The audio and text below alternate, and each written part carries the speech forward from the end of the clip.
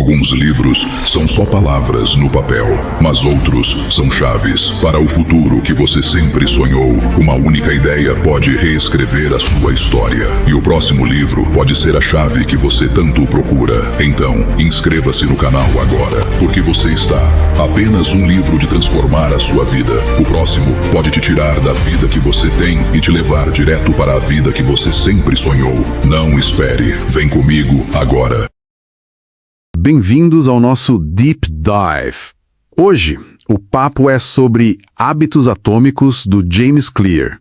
Um livro com uma ideia central, assim, muito poderosa, né? Com certeza. Mudanças minúsculas podem levar a resultados, nossa, gigantescos. Parece pouco, né?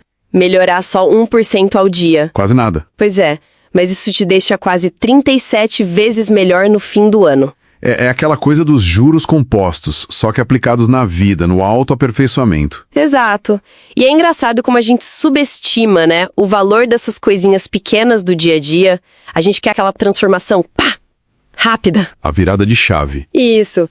E aí desanima quando não vem logo. É o que ele chama de platô do potencial latente, sabe? Tipo, pensa num cubo de gelo. Ele tá lá, recebendo calor. 1 grau, 2 graus, não muda nada. Até que chega em 0 grau, aí derrete. Ah, entendi. O trabalho anterior não foi perdido. De jeito nenhum. Tava acumulando energia. O sucesso que dura, segundo o livro, vem dessa persistência nos pequenos hábitos, mesmo quando a gente ainda não vê o resultado ali na hora.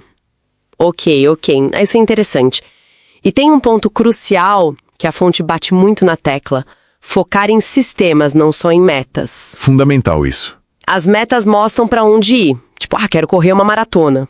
Mas o sistema Bom, é o processo, né? é o treino diário, a alimentação certa, o descanso. É o que garante o progresso. Porque, pensa bem, vencedores e perdedores muitas vezes têm a mesma meta. Verdade. O que diferencia são os sistemas que cada um segue ou não segue. Tem até uma frase forte no livro. Qual? Nós não nos elevamos ao nível das nossas metas, nós caímos ao nível dos nossos sistemas. Pesado, né? Nossa, é forte mesmo. Faz todo sentido.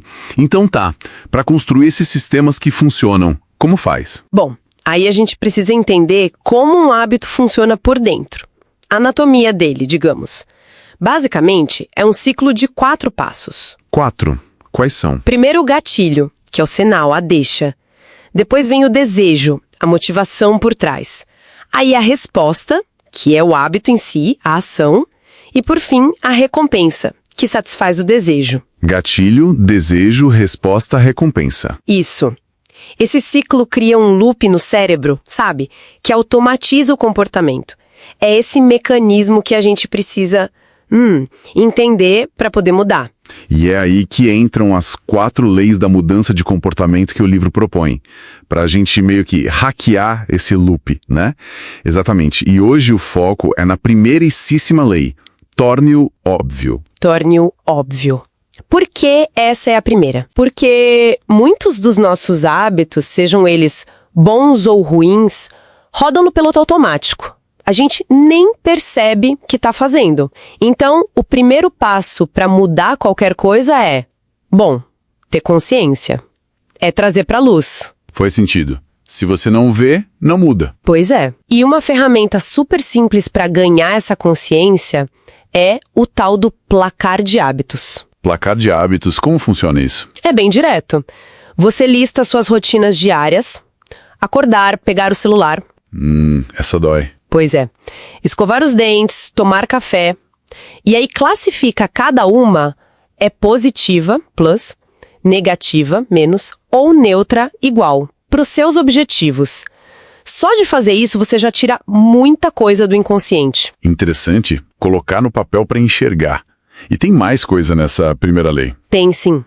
Outra tática poderosa é a intenção de implementação. Intenção de implementação. Nome chique. Mas a ideia é simples. Sabe aquela resolução de ano novo, tipo, eu vou fazer mais exercício? Sei bem. Geralmente não dura até fevereiro. Exato, porque é vaga. A intenção de implementação combate isso com especificidade. A fórmula é: eu vou fazer isso às tal hora em tal lugar. Então, em vez de ler mais, seria: vou ler por 15 minutos todo dia depois do jantar na poltrona da sala. Perfeito. Essa clareza de quando e onde aumenta muito a chance de você realmente fazer. Os estudos mostram isso. Legal. E tem mais alguma estratégia dentro do torne o óbvio? Tem a terceira, o empilhamento de hábitos, ou habit stacking. Empilhamento tipo um em cima do outro? Isso. A lógica é ancorar um hábito novo que você quer criar em um hábito que você já tem, que já está super consolidado. Algo que você faz todo dia sem nem pensar. Como assim? Dá um exemplo. Tipo, a fórmula é: depois de hábito atual, eu vou novo hábito. Por exemplo, depois de coar o meu café de manhã, que é algo que você já faz, eu vou meditar por 1 minuto, o novo hábito. Entendi. Você usa o hábito antigo como gatilho para o novo. Exatamente. O segredo é escolher um gatilho, um hábito atual que seja bem específico e que aconteça de forma confiável todo dia. Então, resumindo essa primeira lei, torne-o óbvio. O negócio é trazer os hábitos para a consciência, né? Seja mapeando com o placar, planejando com a intenção de implementação. Ou conectando com o empilhamento de hábitos.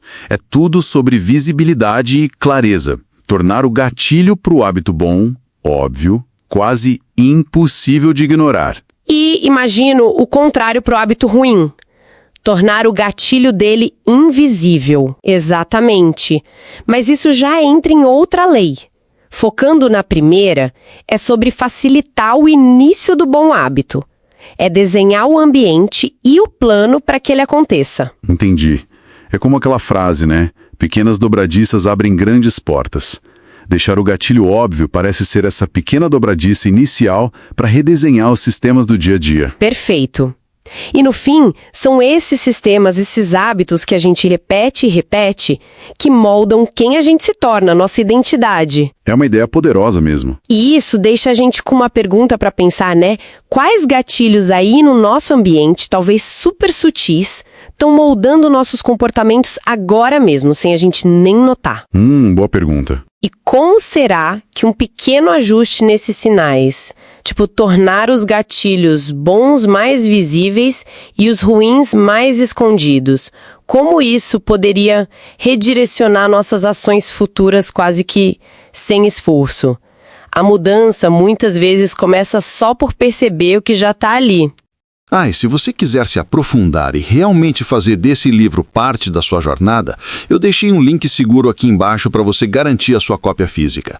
Ter o livro em bronze faz toda a diferença. Olá, bora mergulhar hoje numa ideia que, assim, parece simples, mas é bem poderosa. Como o nosso entorno, sabe, as coisas ao redor moldam o que a gente faz todo dia. Parece que influencia bem mais do que a gente imagina. A missão aqui é entender como usar isso a nosso favor. Tipo, sermos arquitetos dos nossos hábitos. Exato. O interessante é que, em vez de apostar tudo só na força de vontade, que a gente sabe que falha, né? Falha. A gente pode redesenhar nosso espaço, nosso contexto, para facilitar o que a gente quer fazer e dificultar o que quer evitar. É uma virada de chave, assim, no jeito de pensar sobre mudança. Entendi.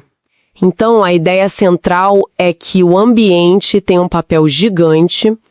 Lembrei daquela equação, acho que do Kurt Lewin, comportamento é função da pessoa no ambiente.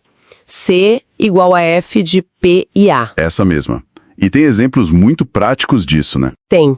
Tipo aquela cafeteria que só mudou as garrafas de água de lugar. Isso. E o consumo aumentou. Só porque ficou mais visível, mais fácil de pegar. Exatamente. Isso acontece o tempo todo, muitas vezes a gente nem percebe. Aquela coisa dos biscoitos no balcão que você acaba comendo mais. Clássico. É a mesma lógica. Uma economista, Hawkins Stern, já falava em compra por impulso sugerido, lá nos anos 50. Você vê o produto, Aí, tipo, visualiza uma necessidade. Ah, Por isso a localização no supermercado é tão crucial. Produto na altura dos olhos vende mais. Ponta de gôndola, nossa, disputadíssima. sério? Sim, quase metade das vendas de Coca-Cola, por exemplo, vem dali, segundo uma fonte.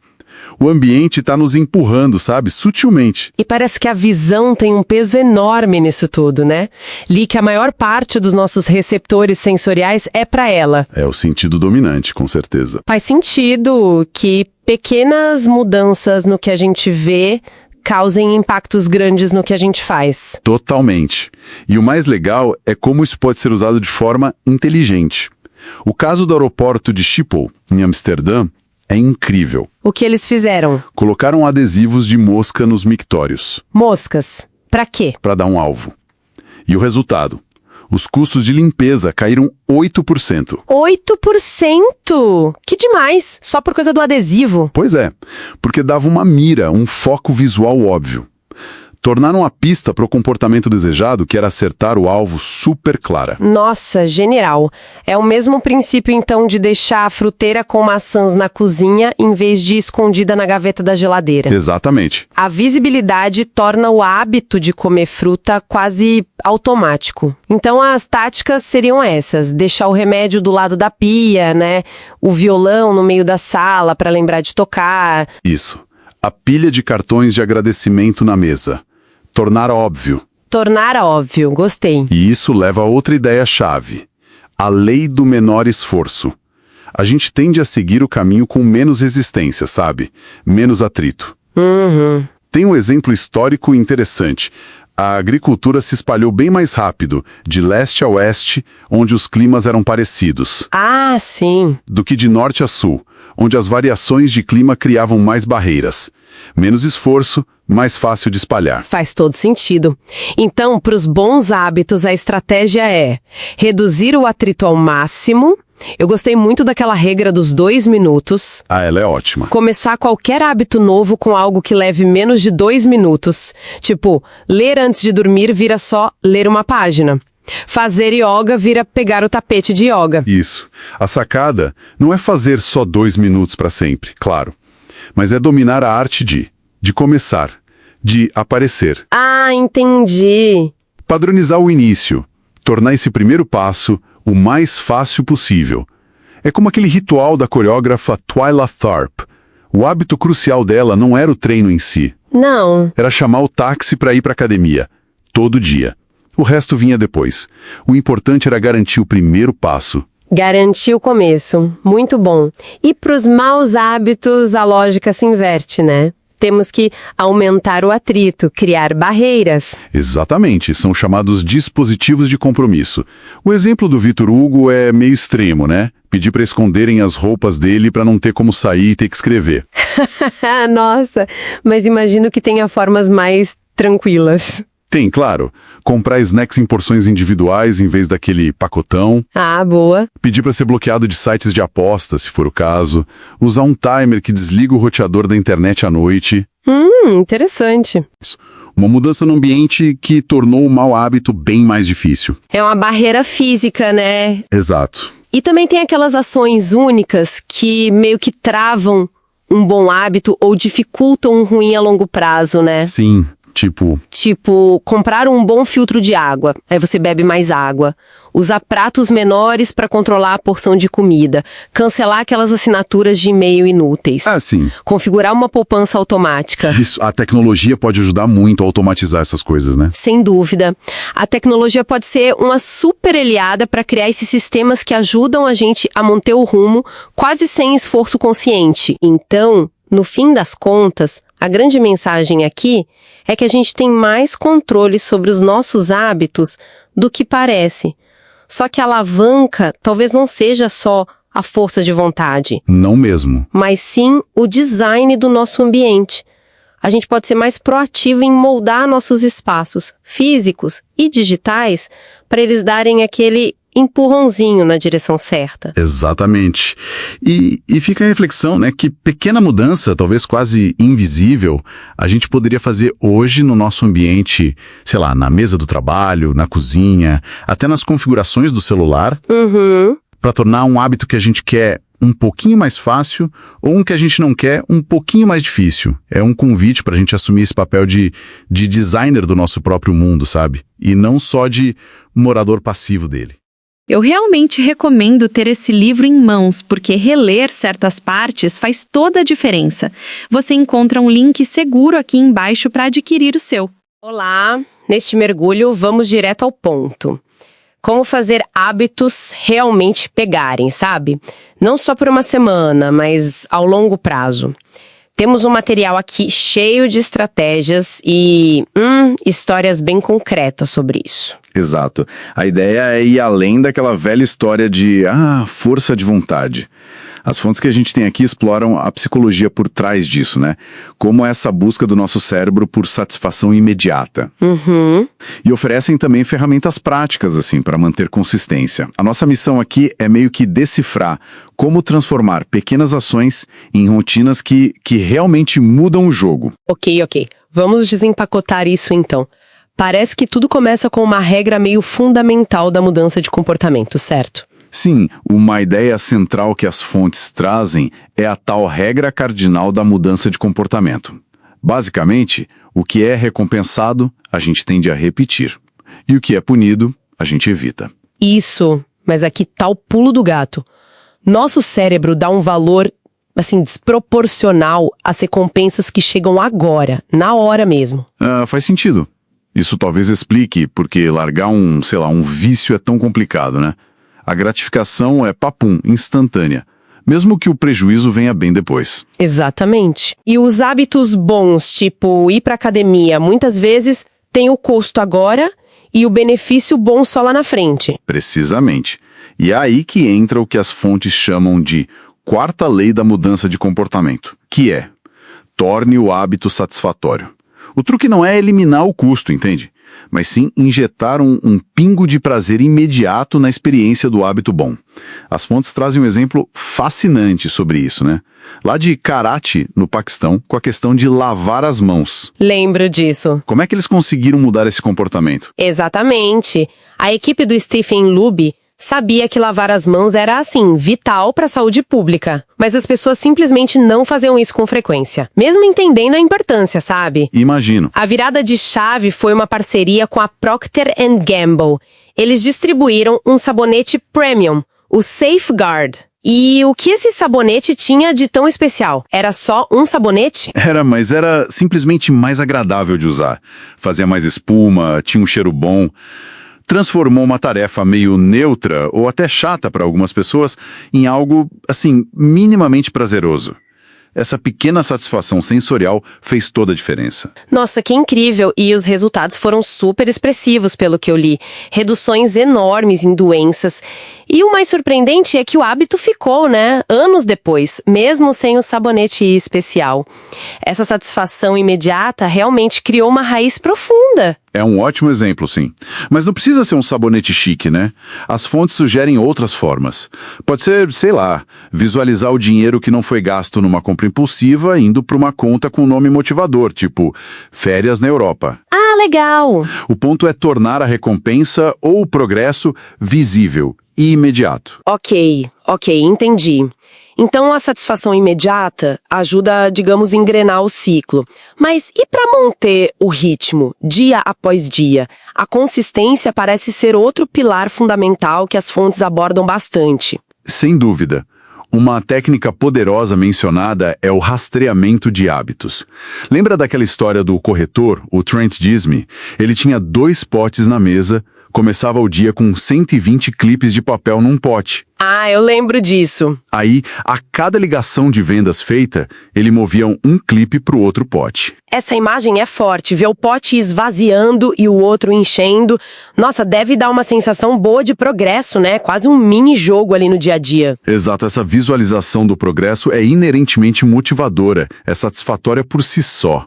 E isso nos leva a uma regra prática crucial destacada nas fontes. Nunca fale 2 vezes. Escorregar um dia, perder um treino, acontece, né? Somos humanos. O importante é voltar para os trilhos imediatamente no dia seguinte. Isso impede que uma exceção vire a nova regra, o novo mau hábito. Entendi. Evitar a famosa espiral negativa. Mas e para aqueles hábitos que são realmente cascudos, difíceis de manter mesmo com o rastreamento? Bom, para esses, as fontes trazem o conceito do contrato de hábito e também a ideia do parceiro de responsabilidade. A lógica é criar um custo social ou financeiro se você falhar. É colocar algo em jogo de verdade. Como naquele caso do Brian Harris, que se comprometeu formalmente com assinatura e tudo a registrar o que comia todos os dias. Isso, esse mesmo. Ele fez um contrato com a esposa e com o treinador. Se falhasse em registrar a alimentação, teria que, olha só, se vestir formalmente todos os dias e ainda pagar $200 para o treinador na semana seguinte. Uau! Saber que alguém está de olho ou que vai ter uma consequência assim, tangível, aumenta drasticamente as chances de seguir o plano. Parece um pouco extremo, confesso. Mas imagino que funcione pela pressão social ou financeira mesmo. Será que não gera ansiedade demais, não? É um ponto válido, sim. A chave é que seja um acordo voluntário, né? E que a punição seja significativa, mas não destrutiva, claro. Funciona como um compromisso público consigo mesmo. E olha, além disso, as fontes também falam sobre ajustar o nível do desafio. É a tal da regra dos cachinhos dourados. Ah, a história do mingau. Nem muito quente, nem muito frio. No caso, nem muito fácil, nem muito difícil, na medida certa. Exatamente isso. A motivação floresce quando a gente está trabalhando em tarefas que desafiam o suficiente para manter o interesse, sabe? Mas não tanto a ponto de causar frustração constante. É encontrar esse ponto de equilíbrio, para não cair no tédio nem na desistência. Faz sentido. E por fim, tem aquela questão da maestria, de não ficar só no piloto automático, certo? Mesmo quando o hábito já está consolidado? Sim, exatamente. Hábitos consolidados liberam nossa mente, o que é ótimo, poupa energia, mas o risco é a gente parar de prestar atenção, sabe? De buscar melhorias. Por isso, os sistemas de reflexão e revisão são importantes. Tipo aquele programa dos Lakers? Isso, o Career Best Effort dos Lakers lá nos anos 80, exigia que cada jogador avaliasse seu esforço, seu desempenho, em relação ao seu potencial máximo depois de cada jogo. Garante uma análise constante, uma busca por aprimoramento. Então, resumindo a ópera aqui, para um hábito durar de verdade, não basta só a empolgação inicial. É preciso arquitetar a satisfação no processo. Usar ferramentas visuais como rastreamento, talvez ter alguém para prestar contas. Isso, prestar contas, manter o desafio no ponto certo e de tempos em tempos parar para refletir sobre como melhorar ainda mais. É. E o que é fascinante aqui é notar como essas pequenas engrenagens, satisfação, consistência, revisão, elas não apenas se somam, mas elas se compõem. Com o tempo, elas não só constroem um hábito, mas ajudam a moldar quem a gente se torna. Fica a pergunta então, para quem nos ouve pensar, que pequena satisfação imediata, por mais trivial que possa parecer, poderia ser adicionada a um hábito importante, para garantir que ele não apenas comece, mas que ele realmente crie raízes e perdure. E se você quiser se aprofundar e realmente fazer desse livro parte da sua jornada, eu deixei um link seguro aqui embaixo para você garantir a sua cópia física. Ter o livro em bronze faz toda a diferença. Hoje a gente vai fundo em algumas fontes que falam da ciência por trás dos hábitos e como eles se ligam assim de um jeito bem profundo com a nossa identidade. Temos uns estudos, umas análises bem interessantes sobre por que fazemos o que fazemos. Muitas vezes sem nem notar, né? Exatamente. E a ideia aqui é tentar destilar como é que ações pequenas, sabe? Quando a gente repete, elas não só trazem resultados, mas no fundo elas moldam quem a gente se torna. A proposta central que a gente vê nessas fontes é que mudar hábitos é, na verdade, mudar a identidade. É bem forte isso. Ok, vamos abrir isso um pouco mais. Parece que uma ideia-chave do material é que o foco não deveria ser só no resultado, tipo, quero emagrecer ou quero ler mais, mas sim em quem a gente quer se tornar ao fazer essas coisas. É isso? Precisamente. E isso mexe com uma coisa poderosa, que é o orgulho, a autoimagem. Uma das fontes até cita um caso do Brian Clark. Ele tinha o hábito de roer unhas e superou isso não só focando na ação, mas cultivando o orgulho de ter mãos bem cuidadas. Ele mudou como ele se via. Interessante. E tem também aquela pesquisa, acho que saiu na PNAS, né, em 2011, que viram que era mais eficaz motivar as pessoas a serem eleitores do que só pedir para votar.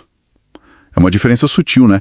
Mas parece que esse ajuste para a identidade funciona muito melhor. Por quê, hein? Ânsia cognitiva, do Leon Festinger. Basicamente, é aquele incômodo que a gente sente quando o que a gente faz não bate com o que a gente acredita, ou com a imagem que temos de nós mesmos. Para aliviar essa tensão, a gente tende a alinhar as ações com essa autoimagem. Se eu me vejo como um eleitor, bom, e votar se torna quase uma necessidade para manter essa coerência interna. Faz sentido, faz muito sentido. E uma das leituras traz uma coisa curiosa sobre a palavra identidade mesmo, que viria do latim identidem, que significa algo como repetidamente ser. Então, a nossa identidade é literalmente o nosso ser repetido.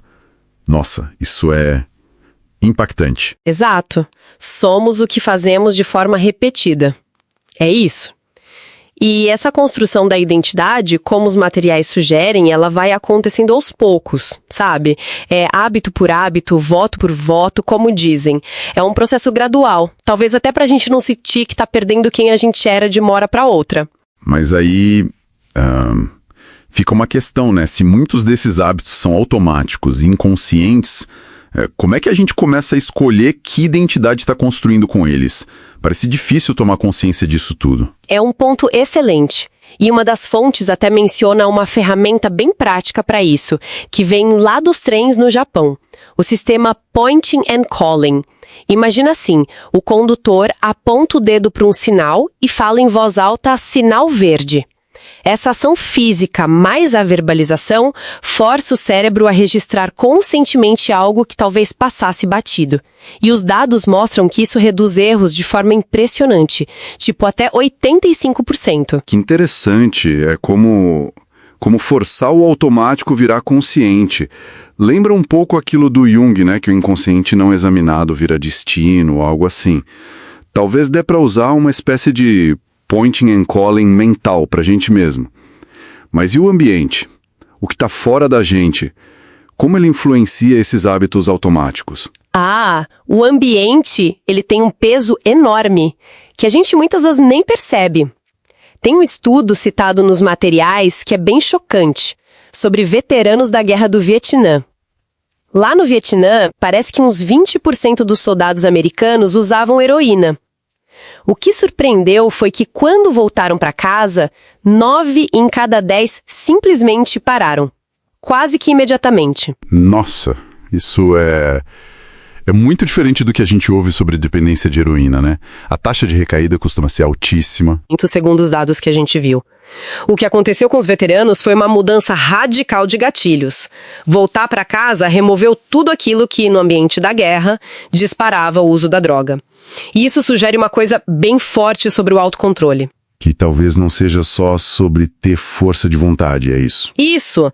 Parece que é menos sobre ser um herói da força de vontade e mais sobre ser, digamos, inteligente em organizar o ambiente para que a tentação nem apareça tanto. Os materiais citam pesquisas como as do Hoffman, que indicam que as pessoas que a gente chama de disciplinadas, na verdade elas não têm necessariamente mais autocontrole. Elas são melhores em evitar as situações que exigem autocontrole. Fica mais fácil resistir quando a gente não precisa ficar resistindo o tempo todo, né? Que virada de chave isso. Então tá, tentando amarrar o que a gente viu nesse deep dive.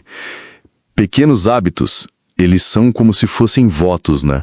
Votos que a gente dá para o tipo de pessoa que quer ser. E tomar consciência desses padrões, talvez usando algo tipo esse point and calling mentalmente, é super importante. E o ambiente? Nossa, ele tem um poder imenso que a gente subestima. Perfeito. A grande mensagem que fica, eu acho, é que a identidade não é uma coisa fixa que gera os hábitos. É o contrário, ela é construída o tempo todo através dos hábitos. E isso deixa a gente com uma pergunta para pensar, né? Se os nossos hábitos de todo dia estão constantemente tecendo quem a gente é, que identidade está sendo formada agora mesmo pelas ações que a gente repetiu hoje?